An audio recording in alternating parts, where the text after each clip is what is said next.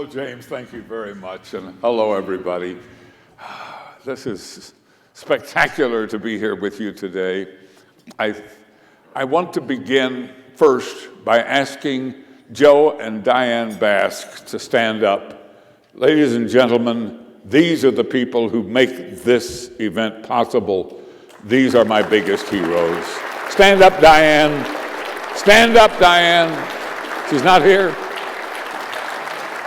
Wherever she is, she may be out at the reception desk. Now, while I was sitting at the table having my breakfast here this morning, I was watching the live stream of this event on the internet on my cell phone. That's the way most of the world is watching video today. And I hope there are thousands and thousands of you watching this live stream. And I hope and pray that you will go to the Heartland website and donate to Joe and his organization for the hundreds of thousands of dollars that putting on these global warming conferences cost them. It is a spectacular achievement that they make it happen, but they can use support from people around the world to keep this battle going to correct this bad science. In this room here today with me are my heroes.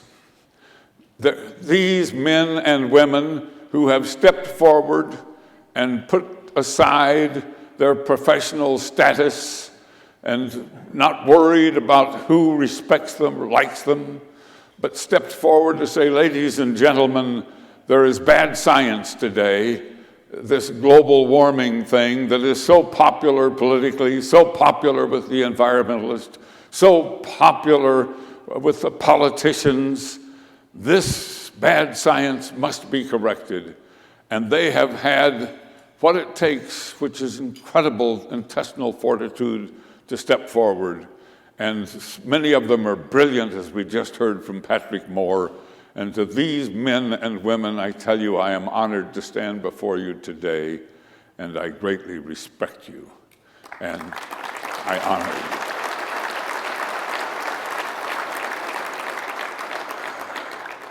you. We have just been through the coldest winter in 30 years in the United States.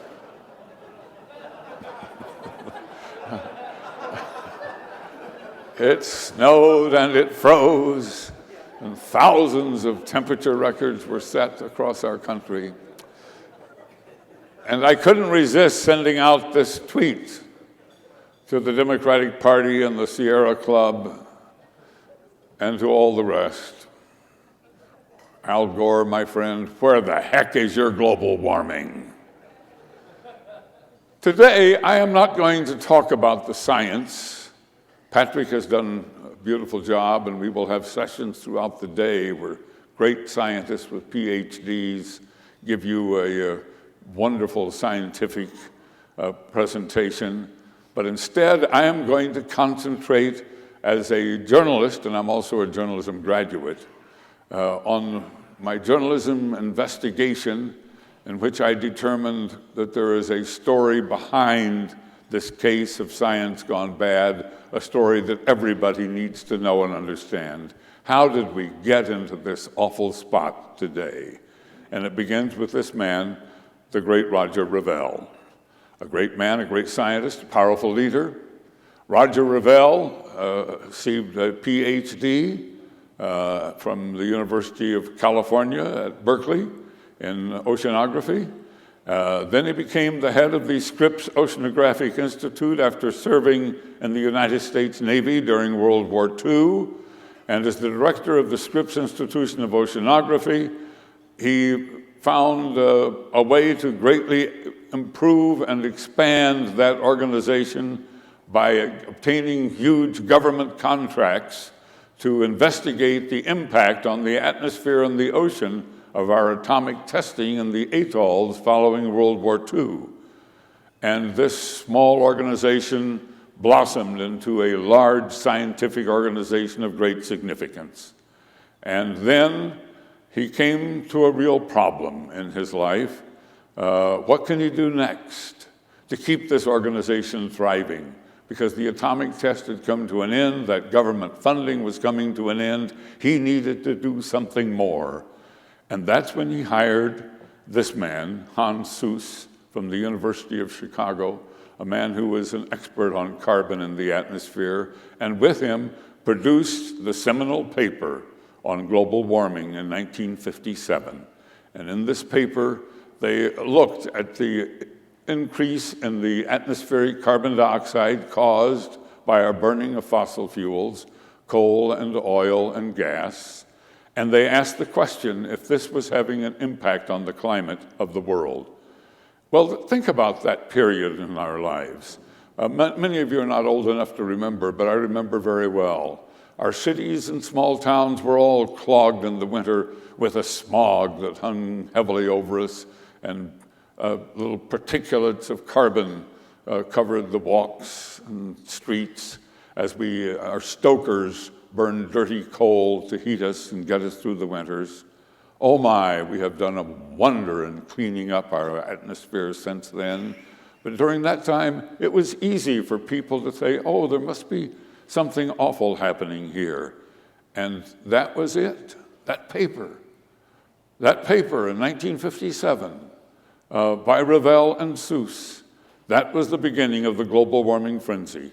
And that's what launched what has continued today and what we are attempting to battle, and it's David versus Goliath for us as we fight this battle, but we'll keep fighting.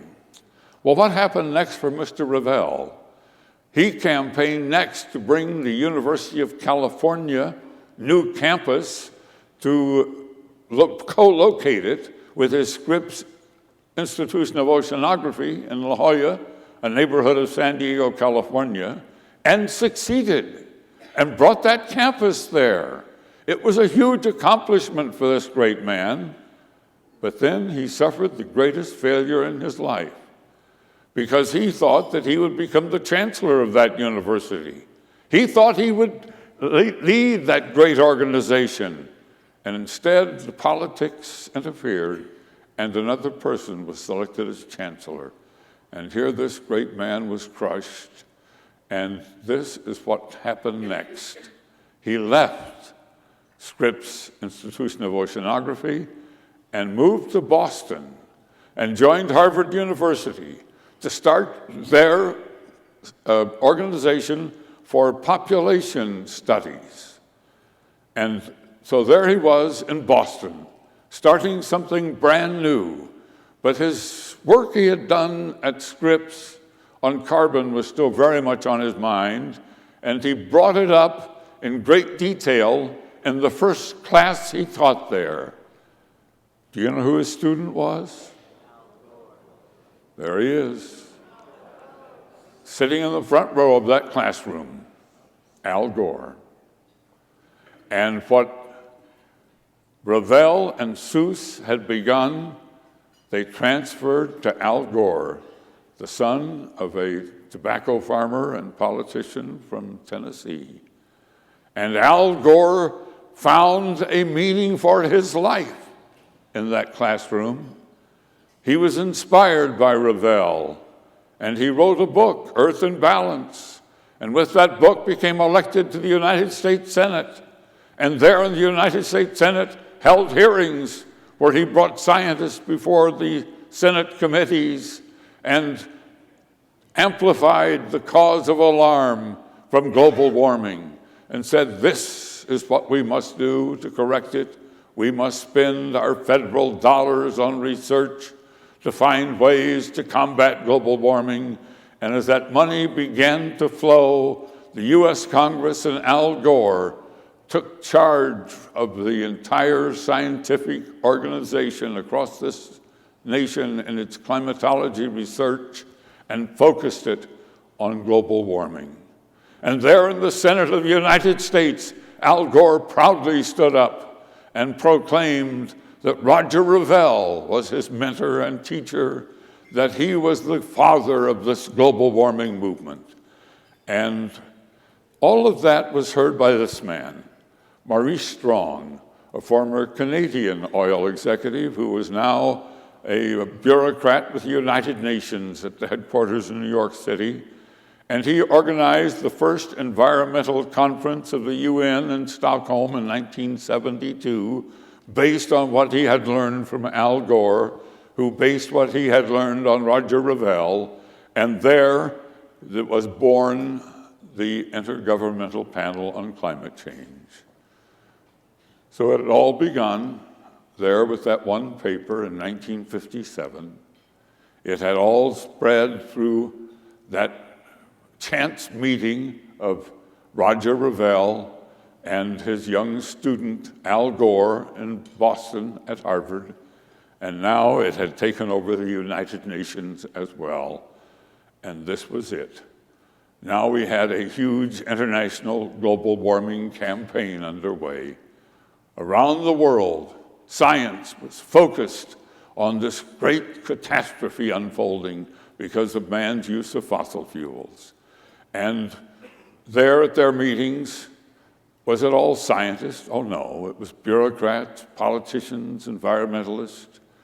It was a consortium of people with agendas of one world government led by taxation on the nations that burn fossil fuel to help the third world countries. And this was it. This was it. And the scientists were invited to international conferences at glamorous places around the world, and they compiled these great reports and issued them and published them. And the entire focus was adopted by the press around the world, and it became a great concern.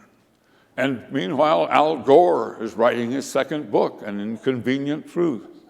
And you know what happened from that sci-fi movie. And there's Al Gore with his Academy Award, An Inconvenient Truth, Best Documentary, 2007. And then Al Gore and the UN ICCC received the Nobel Prize. And the global warming scare has peaked, all beginning with that one innocent paper. That frenzy has reached its peak. The movie is shown in schools throughout the world, and we have little chance to be heard. The media has totally adopted it. But what happens to this man who started it all? He gave up on Harvard. He gave up on Boston. He gave up on the concept that the earth is overpopulated and we must worry about population growth. And that entire center was closed at Harvard. And Revelle came back to UCSD in his old hometown of San Diego and accepted a professorship. And what did he do there? He wrote these letters to congressmen and senators. And what did the letters say? You can read them. Look, folks, they say, we have perhaps become over-alarmed about global warming. We should give at least 20 years to study. We should be patient. We shouldn't take extreme measures today that will harm our civilization. Relax, wait, study, don't panic. The letters went out from Roger Revelle. His signature reached Washington. A United States senator, congressman, received the word from him. He said, I have started this global warming movement. I'm trying to stop the frenzy. And then he joined with Fred Singer and wrote an article, a paper that appeared in the new scientific magazine Cosmos. And what did that article say? What to do about global warming? Look before you leap. And it concluded that it is time for the scientific community to stand back and have a longer study to make sure that they have the data to justify taking any extreme measures to battle global warming. He had taken a strong position, Roger Revelle had. What did Al Gore say at that point? He said, Revelle has gone senile. and he declared that the debate was over, and he still declares it today. And as his great mentor, he said he was senile. I wondered about that, but I never got a chance to talk to Revelle about it. A heart attack, and we lost him in 1991. And then a great debate raged. On the one side, Fred Singer, who said Revelle had changed his mind and was trying to tell us that global warming was not a great crisis, but the Scripps Institution of Oceanography, the Revelle family, the UN IPCC, members of the US Senate, Congress, and the environmental movement said, no, Revelle is our champion. He's the father of global warming. And Singer, you have done a bad thing here. Well, I was able to interview Dr. Singer about this controversy. And he joins us live from Washington, D.C. Dr. Singer, what was Roger Revelle's view of carbon dioxide as a greenhouse gas when you co-authored that Cosmos article back in 1990? He was very relaxed about it. He basically looked at this as a grand geophysical experiment. After he and his collaborators, like David Keeling, found that CO2 was in fact increasing in the atmosphere, he and his colleagues were wondering if it would have any impact on climate. He wasn't about to make any judgment on the matter until the data were in. Of course, at that time, by 1990, we had about more than 10 years worth of satellite data, and the satellites didn't show any appreciable warming. And this is what actually set off my own thinking on the matter. I wondered what was going on. After all, carbon dioxide is a greenhouse gas. It's increasing. There's no question about that. Where is the warming? Well, it turns out that the atmosphere is much more complicated than the climate models believe, and the warming is offset probably by a kind of negative feedback that comes from clouds and water vapor in the atmosphere. Well, are you saying that back in 1990 that Revelle was somewhat regretful of the excitement that he had caused about global warming? Revelle, at that time, had written some letters to his congressman and also to Senator Worth, telling him to calm down, not get excited about it, but wait and see what would happen to the climate. In other words, he was telling him, don't assume that things are going to warm up just because the models say so. Revelle actually was very skeptical of climate models, much more so than I was.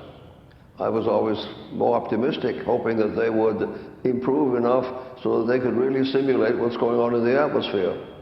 Revelle had not much faith in models.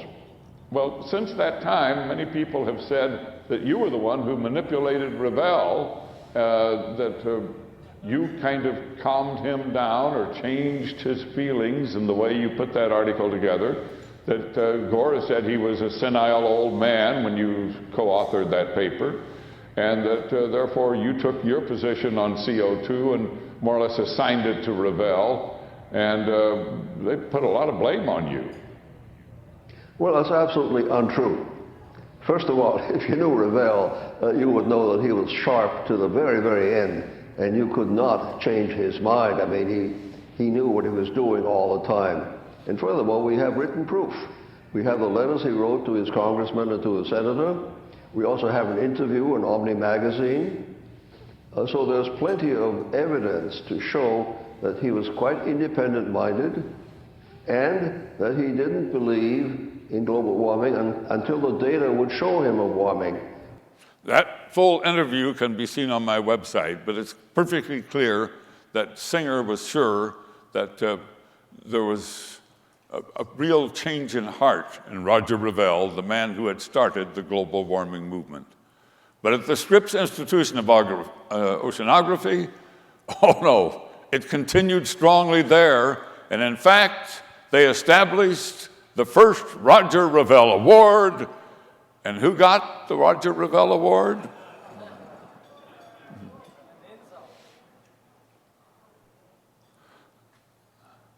Let me see if I can go back.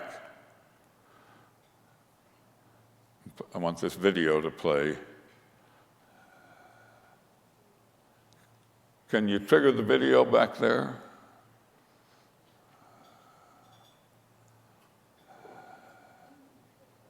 This was the TV coverage in 2009 of that award to Al Gore, who stood before the group at the Scripps Institution. Former Vice President Al Gore was honored tonight at Scripps Institution of Oceanography. He was given an award in recognition of his environmental work. KUSI's Tom Jordan is live in La Jolla with more on that. Tom? Paul, Al Gore was the first ever recipient of the Roger Revelle Prize here at Scripps Institution of Oceanography, honored tonight for his work in environmental preservation. A rousing welcome for a man continuing his campaign on environmental awareness and protection. Former Vice President Al Gore being honored for his efforts with the first ever Roger Revelle Prize. I want to express my very deep and genuine gratitude for this honor. The award presented at this dinner marking the 100th birthday of the late Roger Revelle, who headed Scripps Institution of Oceanography from 1950 to 1964. Gore studied under Revelle at Harvard University in the 1960s and credits him for igniting his passion on the environment. As a former student, still a student, trying to learn, but still inspired by a great teacher who was a great scientist and a great man. Roger Revelle's work back in the 1960s was at the time considered revolutionary. Today, many scientists consider that work almost prophetic. And at that time, they wrote a short report, and we were told it was a very short report, saying that climate change is becoming an issue, the Earth is heating up, and therefore something needs to be done about that. Al Gore says he was deeply moved by Revelle's early work. He now considered at the forefront of the global warming movement. A Nobel Peace Prize winner, an Oscar-winning documentarian, all from his work on the environment. Now he adds a new distinguished and personal honor to that list. I am deeply, deeply grateful. And tonight's celebration was part of 3 days of celebrating the life of Roger Revelle. Roger Revelle would have been 100 years old tomorrow. We are live in La Jolla. I'm Tom Jordan, KUSI News. Thanks, Tom. John Coleman believes there is no significant man-made global warming, and he travels the nation speaking on the topic. And at that point, I got the opportunity for the first time to tell the story of Roger Revelle and that global warming campaign on television. And now today, standing here before you, I wonder, where would Roger Revelle be today if he were alive?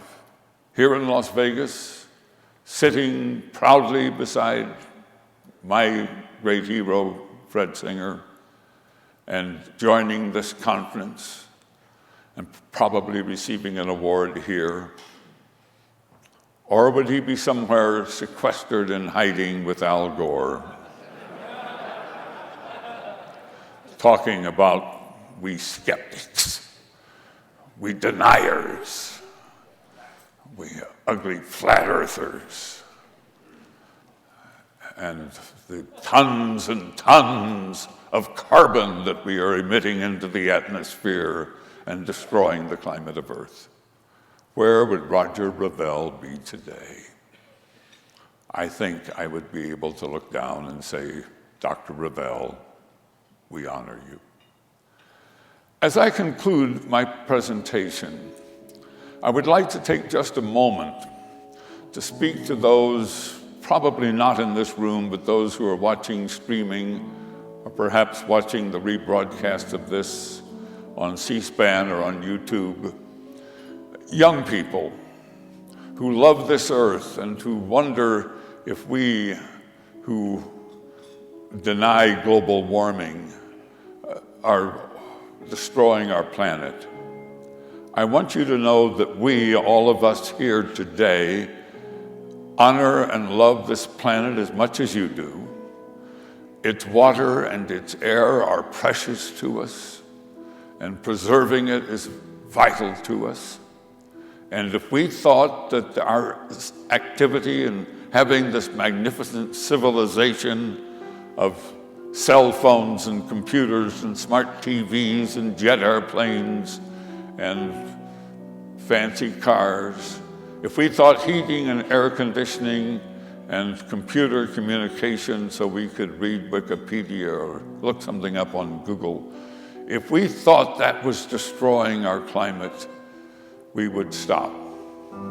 And when I speak about this and tell these young people about my love of Earth, they say to me, okay, let's say you're right, that there isn't any global warming crisis, but still, shouldn't we, to protect our environment, get rid of fossil fuels? And I say to them, that day will come, and I look forward to it as much as you.